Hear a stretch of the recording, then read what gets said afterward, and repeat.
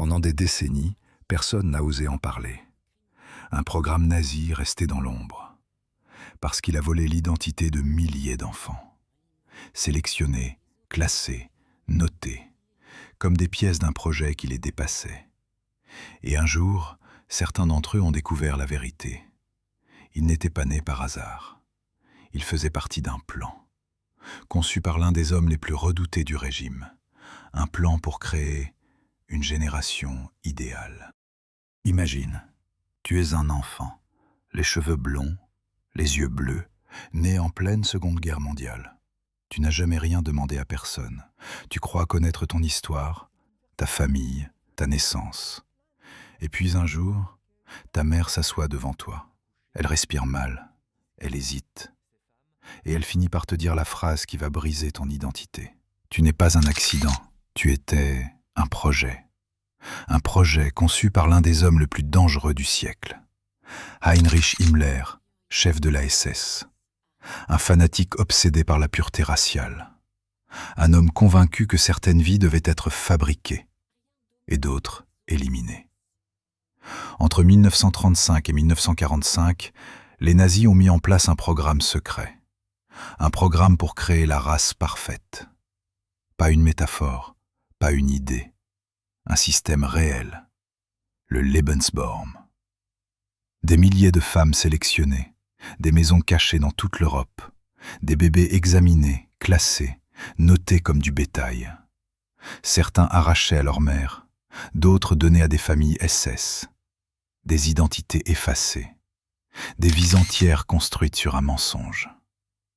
Et pendant 80 ans, une grande partie de ces enfants ont vécu sans savoir qui ils étaient, sans savoir d'où ils venaient, jusqu'au jour où la vérité les a détruits. Aujourd'hui, je vais te raconter l'histoire vraie du Lebensborn, les bébés d'Hitler. Un des chapitres les plus sombres, les plus cachés, les plus inhumains du régime nazi. Tout ce que tu vas entendre est réel, prouvé par des archives, par des procès, par des témoignages. Mais si cette histoire dérange autant, c'est parce qu'elle pose une question terrifiante. Jusqu'où peut aller une idéologie quand elle décide de contrôler la vie elle-même? Les Aryens sont supérieurs, mais ils risquent de disparaître si on ne fait rien. En 1935, il a un problème. Les soldats SS épousent de moins en moins. Ils font de moins en moins d'enfants. Pourquoi? Parce qu'ils sont jeunes, mobiles, en mission constante. Himmler panique. Il pense, si les meilleurs hommes ne font pas d'enfants, la race supérieure va s'éteindre. Alors il crée un programme qui va choquer le monde entier. Nom de code, Lebensborn, littéralement, fontaine de vie. 12 décembre 1935.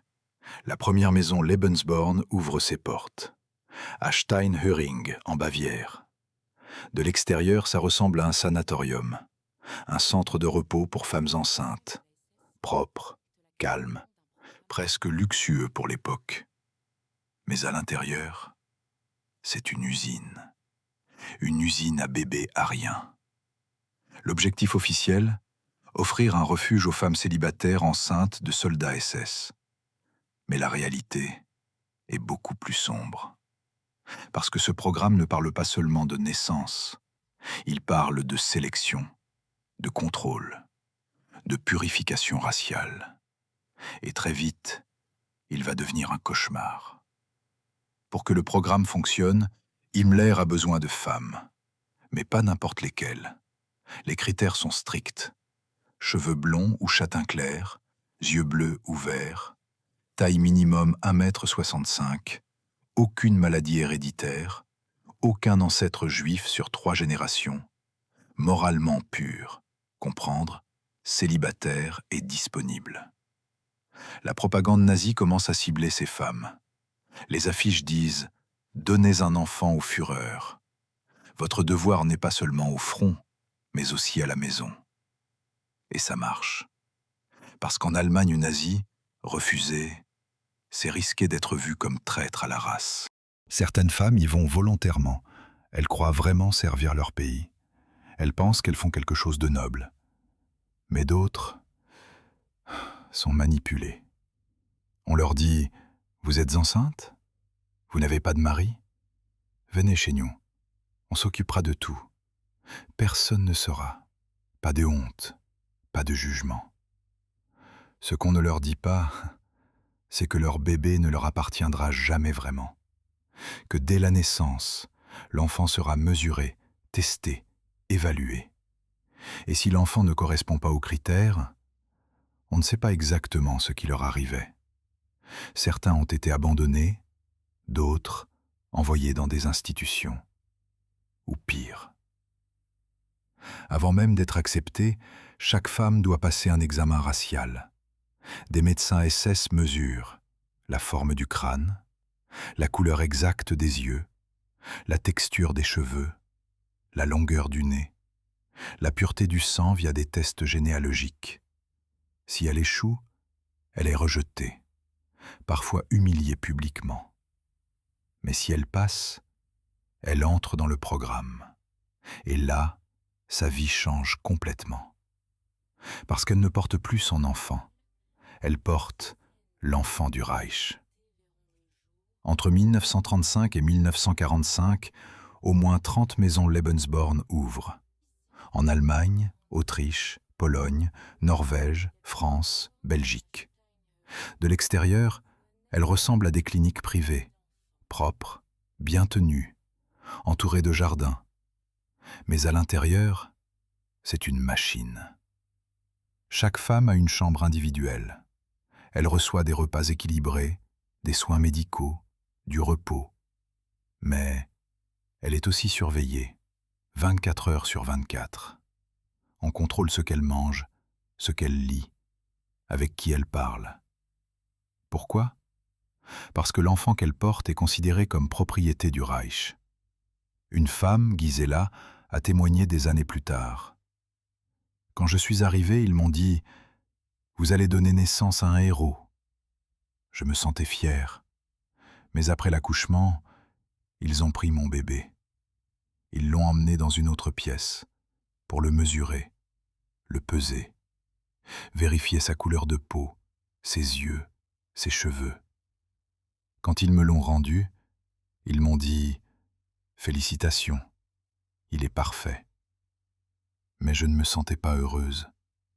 Je me sentais utilisée. Beaucoup de femmes racontent la même chose, l'impression d'être des incubatrices, pas des mères. Après la naissance, les enfants sont classés en 3 catégories. Catégorie 1, racialement parfait, adopté par une famille SS triée sur le volet, élevé dans le culte du nazisme, destiné à devenir l'élite du futur Reich. Catégorie 2, acceptable, gardé dans des foyers Lebensborn, éduqué par l'État, utilisé pour la propagande. Catégorie 3, douteux, retiré du programme, envoyé dans des orphelinats ordinaires, où on ne sait pas exactement, les archives sont incomplètes. Mais certains historiens pensent que les enfants défectueux étaient parfois éliminés. Mais le programme ne s'arrête pas là. Parce que pour Himmler, il n'y a pas assez de bébés ariens. Alors il décide d'aller les chercher ailleurs. Dans les pays occupés, Pologne, Norvège, Tchécoslovaquie, Yougoslavie, les nazis commencent à voler des enfants. Pas n'importe lesquels, des enfants qui ressemblent à des Ariens. Cheveux clairs, yeux clairs, peau claire. Des équipes SS parcourent les villages. Ils inspectent les écoles, les orphelinats, les familles. Et quand ils trouvent un enfant qui correspond, En ils le Pologne, prennent. une femme nommée Alodia raconte. Un jour, des soldats allemands sont venus dans notre village. Ils ont rassemblé tous les enfants dans la cour de l'école. Ils ont regardé leurs cheveux, leurs yeux. Ils mesuraient leur tête avec des instruments. Puis ils ont pointé mon fils. Ils ont dit « Celui-là, il vient avec nous ». J'ai crié, j'ai supplié, mais ils m'ont frappé. Et ils sont partis avec lui. Je ne l'ai jamais revu. On estime qu'entre 200 000 et 300 000 enfants ont été kidnappés de cette façon. Une fois volés, les enfants sont envoyés dans des centres spéciaux. Là, ils subissent un processus appelé germanisation. On leur donne un nouveau nom, allemand. On leur interdit de parler leur langue maternelle. On les punit s'ils pleurent pour leurs parents. On leur apprend à dire « Heil Hitler », à chanter des hymnes nazis, à oublier leur passé. Certains enfants oublient. Ils deviennent allemands. Ils ne se souviennent même plus qu'ils ont été volés. D'autres gardent des souvenirs flous, des cauchemars, une langue qu'ils ne comprennent plus, un visage qu'ils ont oublié. Et ces enfants-là vont porter ce traumatisme toute leur vie. Pour les enfants parfaits, ceux de catégorie 1, l'adoption est un rituel. Des familles SS triées sur le volet viennent chercher leurs cadeaux du Führer. La cérémonie se fait parfois devant des portraits d'Hitler, avec des drapeaux à croix gammée, des discours sur la pureté raciale. Les parents adoptifs signent un document. Nous nous engageons à élever cet enfant selon les valeurs nationales socialistes. Ces enfants grandissent dans des familles strictes, militarisées. On leur apprend à obéir, à ne jamais poser de questions, à vénérer Hitler comme un dieu. Beaucoup ne savent même pas qu'ils sont adoptés. On leur ment. On leur dit que leurs vrais parents sont morts pendant la guerre. Un homme, Guntram, raconte « J'ai grandi en pensant que j'étais le fils d'un héros SS. On me disait que j'étais spécial, que j'étais né pour diriger.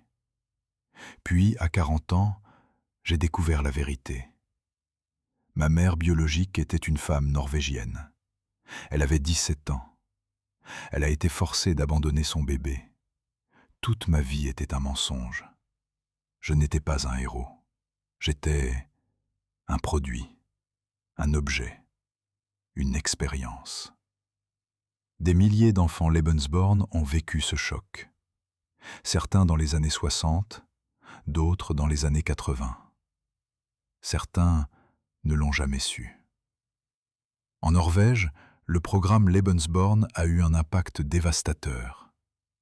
Pourquoi ? Parce que les soldats allemands ont eu des relations avec des femmes norvégiennes, parfois par amour, souvent par manipulation, parfois par viol. Entre 10 000 et 12 000 enfants sont nés de ces unions. On les appelait Tiskerbarn, les enfants des Allemands. Après la guerre, ces enfants ont été rejetés, humiliés, battus. Certains ont été placés en institution psychiatrique, considérés comme contaminés par le sang nazi. En 2005, la Norvège a présenté des excuses officielles. Mais pour beaucoup, c'était trop tard. Le mal était fait. Mai 1945. L'Allemagne nazie s'effondre. Les maisons Lebensborn sont abandonnées en quelques jours. Les infirmières partent. Les médecins fuient. Les dossiers sont brûlés. Les archives détruites. Dans certaines maisons, les soldats alliés trouvent des dizaines de bébés abandonnés. Certains ont quelques jours, d'autres quelques mois, laissés dans des berceaux, affamés, malades. Les alliés ne savent pas quoi faire. Ces enfants n'ont pas de nom, pas de parents, pas de pays. Certains sont adoptés par des familles locales. D'autres sont envoyés dans des orphelinats. Beaucoup disparaissent dans les archives, perdus pour toujours. En 1946, les procès de Nuremberg commencent. Mais Heinrich Himmler est déjà mort. Il s'est suicidé en mai 1945 après sa capture. Les responsables du Lebensborn sont jugés. Mais étonnamment, la plupart sont acquittés. Pourquoi ? Parce que juridiquement, le tribunal ne peut pas prouver que les maisons Lebensborn étaient des crimes contre l'humanité. Les juges disent « c'était immoral », mais pas illégal selon les lois de l'époque. Pour les victimes, c'est une trahison. Des milliers de femmes, des milliers d'enfants, volés, manipulés, traumatisés, et personne n'est puni. Pendant des décennies, personne ne parle du Lebensborn. En Allemagne, c'est un sujet tabou. Les mères ont honte. Les enfants ne savent rien. Les adoptants mentent. Même les historiens évitent le sujet, parce que c'est trop complexe, trop sensible, trop embarrassant. Ce n'est que dans les années 1980 que des journalistes et des survivants commencent à parler, à exiger la vérité, à demander des comptes. Mais à ce moment-là, beaucoup de témoins sont morts. Les archives ont disparu. Les preuves sont fragmentaires. L'histoire du Lebensborn est devenue un fantôme. Dans les années 90, des milliers d'adultes commencent à chercher leurs origines. Ils savent qu'ils sont nés pendant la guerre, mais ils ne savent pas où, ni comment, ni pourquoi. Une femme, Christiane, raconte « À 50 ans, j'ai trouvé un document dans les affaires de ma mère décédée. C'était un certificat de naissance d'une maison Lebensborn. J'ai compris que toute ma vie était basée sur un mensonge. Je n'étais pas né par accident. J'étais un projet. » Beaucoup d'enfants Lebensborn développent des troubles psychologiques, dépression, crise d'identité, sentiment d'être contaminés, honte inexplicable, parce qu'ils portent un héritage qu'ils n'ont pas choisi. En 1992, une association est créée, Lebensspuren, traces de vie. Elle regroupe des centaines d'enfants Lebensborn devenus adultes. Leur combat, accéder aux archives restantes, obtenir des excuses officielles, retrouver leur famille biologique, faire reconnaître leur statut de victime. Mais c'est un combat difficile, parce que beaucoup de pays refusent d'ouvrir les archives, par protection de la vie privée, par peur du scandale. En 2007, l'Allemagne ouvre enfin certains dossiers, mais 80% des archives ont été détruites. Des milliers de personnes ne sauront jamais qui ils sont vraiment. Parfois, miraculeusement, des enfants retrouvent leur mère biologique. Un cas célèbre, en 2001, une femme norvégienne retrouve son fils, kidnappé en 1942. Il avait grandi en Allemagne sous un faux nom. Quand ils se rencontrent, c'est un mélange de joie et de douleur. Parce qu'ils ont perdu 60 ans. 60 ans de souvenirs, de moments, de vie. La mère dit « Je t'ai cherché toute ma vie, mais maintenant que tu es là, tu es un étranger. » Le fils répond « Je ne sais même pas qui je suis. Je ne sais pas si je suis norvégien, allemand ou juste rien. » C'est ça, le vrai traumatisme du Lebensborn. Ce n'est pas seulement ce qui a été fait, c'est ce qui a été volé, pour toujours. Aujourd'hui, grâce aux tests ADN, de plus en plus de personnes découvrent qu'elles sont des enfants Lebensborn. Des gens de 70, 80 ans, qui pensaient connaître leur histoire, découvrent soudain qu'ils ont été adoptés, volés, sélectionnés. En 2019, une étude a révélé qu'il pourrait y avoir encore des milliers de descendants Lebensborn qui ne savent rien de leurs origines.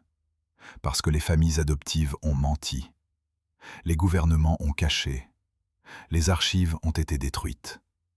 Et maintenant, ces personnes doivent vivre avec une question terrifiante. Qui suis-je vraiment? L'histoire du Lebensborn pose une question qui reste pertinente aujourd'hui. Jusqu'où peut aller un État dans le contrôle de la vie humaine? Les nazis ont essayé de créer une race supérieure par la sélection, l'enlèvement, la manipulation. Aujourd'hui, on parle de sélection génétique, bébé sur mesure, modification ADN. Est-ce différent? Où est la ligne? L'histoire du Lebensborn nous rappelle une chose. Quand on traite les humains comme des objets, on crée des cicatrices qui ne guérissent jamais.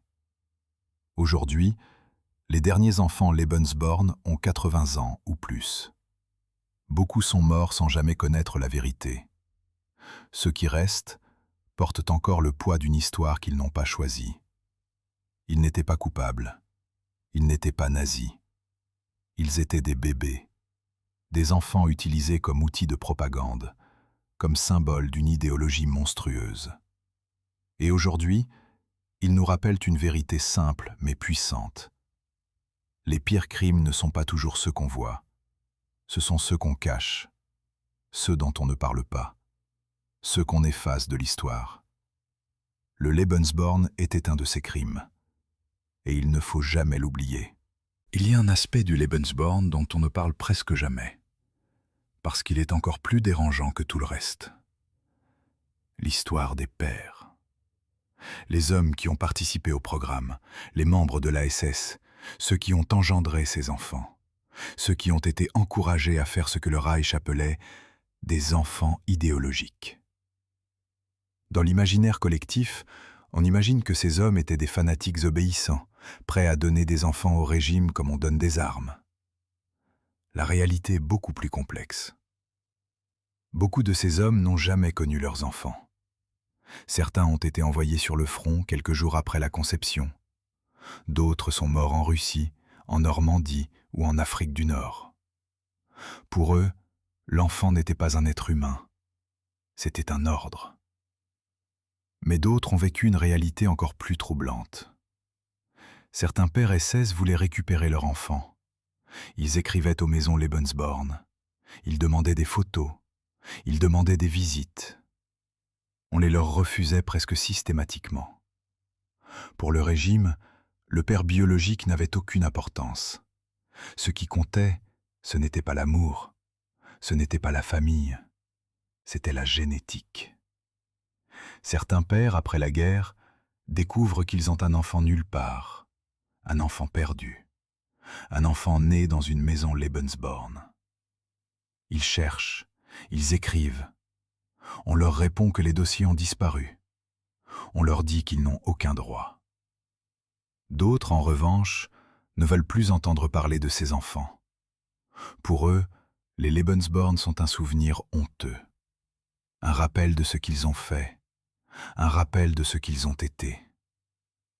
Dans les années 1950, certains anciens officiers SS sont interrogés par les historiens.